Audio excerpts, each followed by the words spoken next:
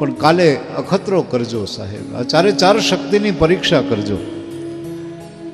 ઘરમાં માં બેઠી હોય તો માને કહેજો કે માં કાલે અમદાવાદ જાઉં છું, તારા માટે હું લઈ આવું? એ વૃદ્ધ માં એમ કે દીકરા તું વહેલો વયો આવજે. બા હાડલો લઈ આવું તો કે હવે હાડલા પહેરીને મારે ક્યાં જવું, તું વહેલો વયો આવજે. અને રાતના 3ની બસમાં તમે આવો મિત્રો, નહીં માનો, આખું ઘર હોઈ ગયું હશે પણ અંધારી કોઠડીમાં હાથમાં માળા લઈ અને 60 વર્ષની વૃદ્ધમાં જાગતી હશે, હજી નો આવ્યો, હજી નો આવ્યો, હજી નો આવ્યો. આ માં.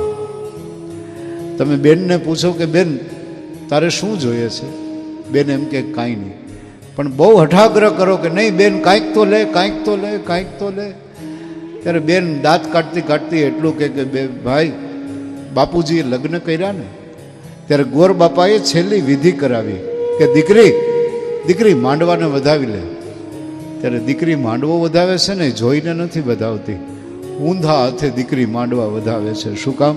કે મારા ભાઈની સમૃદ્ધિને મારી નજર ન લાગી જાય. દીકરી ઊંધા હાથે માંડવા વધાવીને ઘરે વહી જાય છે. એ ભાઈ બેનને એમ કે તારે શું જોઈએ કે, પણ છતાં ભાઈ તારે દેવું હોય ને તો મારે ઘરે રૂડો અવસર હોય ને,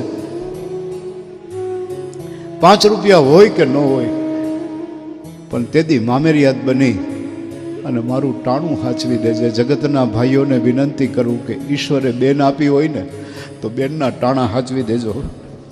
કરોડો દિવાળીઓ બેનું મુબારક કરી દે તમારી ઉપર. તમે પત્નીને પૂછો કે તારે શું જોઈએ છે તો પત્ની એમ કહે કે તે શેથામાં સિંદૂર પહેર્યું ત્યારે ગંગા મૈયા પાસે માગી લીધું. શું માગી લીધું? કે જબ તક ગંગા મૈયા તુજ મેં પાની રહે, મેરે સजना તેરી જિંદગાની રહે.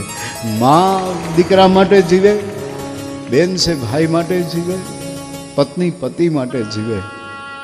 અને હવે દીકરીને પૂછો કે દીકરી તારે શું જોઈએ? બાપનો શ્વાસ છે દીકરી અને દીકરીનો વિશ્વાસ છે બાપ.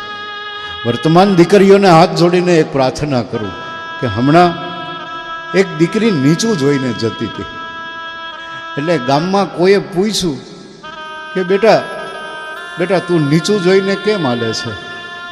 આપણા દેશની દીકરીએ જવાબ આપ્યો કે હું નીચું જોઈને હાલું છું ને એટલે મારો બાપ અને મારો ભાઈ ઊંચું જોઈને હાલે છે. દીકરીઓ, તમને મારી પ્રાર્થના છે,